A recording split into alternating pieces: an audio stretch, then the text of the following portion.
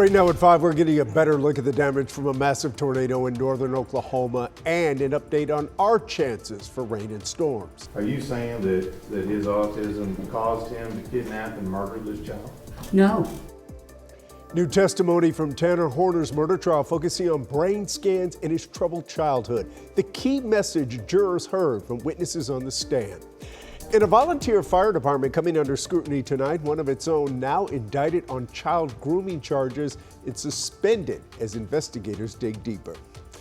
But first, I want to give you a live look outside on a very warm afternoon. It's been dry all day, but a little muggy, and we do have a chance for storms. Thanks for joining us. I'm Chris Lawrence with Chief Meteorologist Pete Delkus.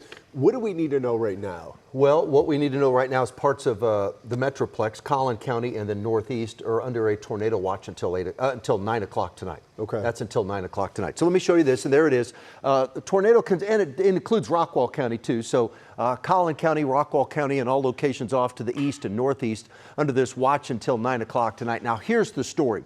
As we take a look at what's happening out there right now, which is nothing, by the way, we have a very, very strong cap in place. That's that, and I've talked about this the last several days. We have this strong cap in place. That's that warm layer of air aloft that prevents thunderstorms from towering up and turning severe. It doesn't prevent thunderstorms from developing. It just prevents them from turning severe if the cap holds. Right now, it appears as though the cap will hold. If the cap doesn't hold, we could very, very quickly have a severe thunderstorm. A thunderstorm that could very quickly, number one, produce large hail, golf ball size or larger. Number two, it could produce 60-mile-an-hour winds or stronger. Or number three, it could certainly produce a brief tornado. That's all in the forecast. Now, if the cap holds, it's just warm and muggy for your Friday evening. Right now, there's nothing happening. We have a dry line that's providing just enough lift. Will it provide enough lift that it can help break the cap? Right now, it doesn't appear as though it will, but if we have just enough of a weakness in this area here that we're watching that's shaded in yellow, if we have just enough of a weakness within the cap, and we don't know the full thickness of the cap across every square inch above the Dallas-Fort Worth area and across North Texas, but if there's just enough of a weakness, a thunderstorm could quickly turn severe. This is the area we're watching right now. If it doesn't happen in the next 2 hours, it ain't going to happen, okay? Because once you lose the heating of the day, things just start, you eliminate your spark that could trigger those thunderstorms. So as we head through tonight, the vast majority of us will be dry unless the cap breaks. And then I'm only talking a thunderstorm or two. By midnight, we're at 71. We start tomorrow at 67. I'll be back in a few minutes. I have several more opportunities for the same thing we're watching tonight. The same thing tomorrow, the same thing on Sunday, and possibly even Monday. My full forecast is coming up. Thanks, Pete. Now to a developing story in Hunt County. A volunteer firefighter has been suspended after getting arrested on child grooming charges. It happened about an hour outside Dallas in the small town of West Tawakoni. Scoop Jefferson brings us the latest from investigators. The Tawakoni Fire Department you see behind me serves about 3,500 residents here in Hunt County.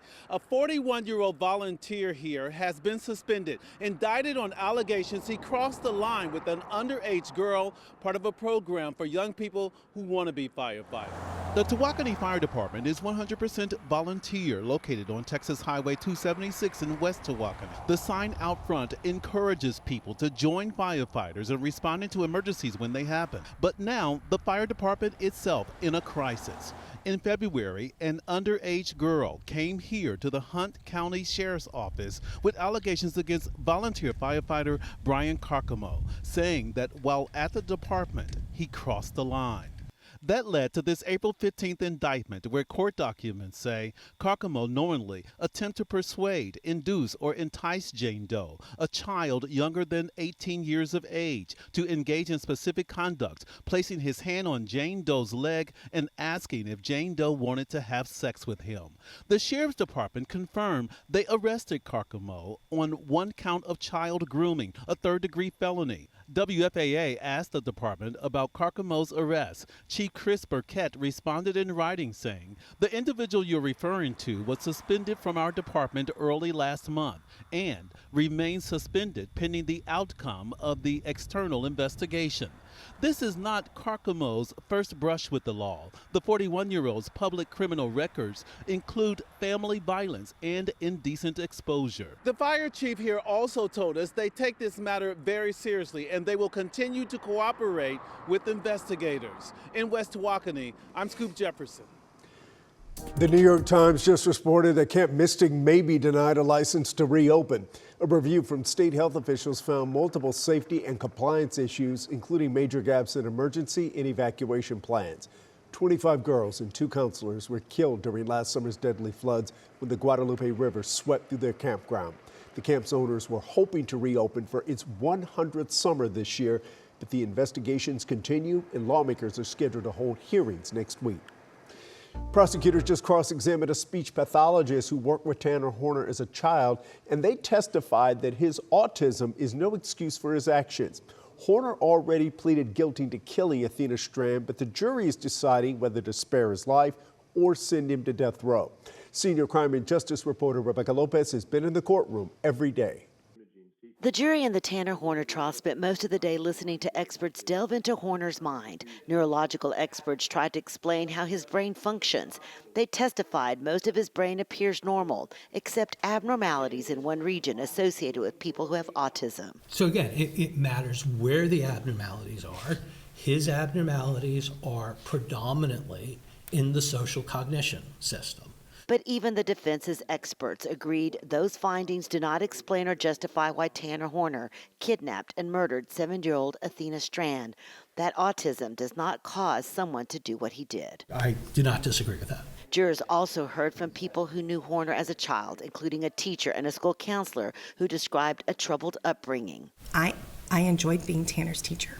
They described a child struggling through a difficult childhood of neglect and isolation. Tanner was bullied at school.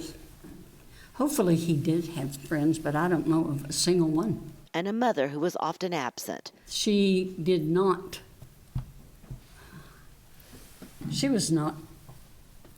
a mother. She just wasn't a mother. She just did not have the motherly instincts. She had problems of her own. And Tanner was put on the back burner. Jurors heard about brain science and a troubled childhood, but even the defense's own experts drew a clear line. Neither explains the murder of Athena Strand. In Fort Worth, I'm Rebecca Lopez. When testimony resumes on Monday, you can watch gavel-to-gavel coverage on your phone through our WFAA app or on your own TV on our streaming app, WFAA+.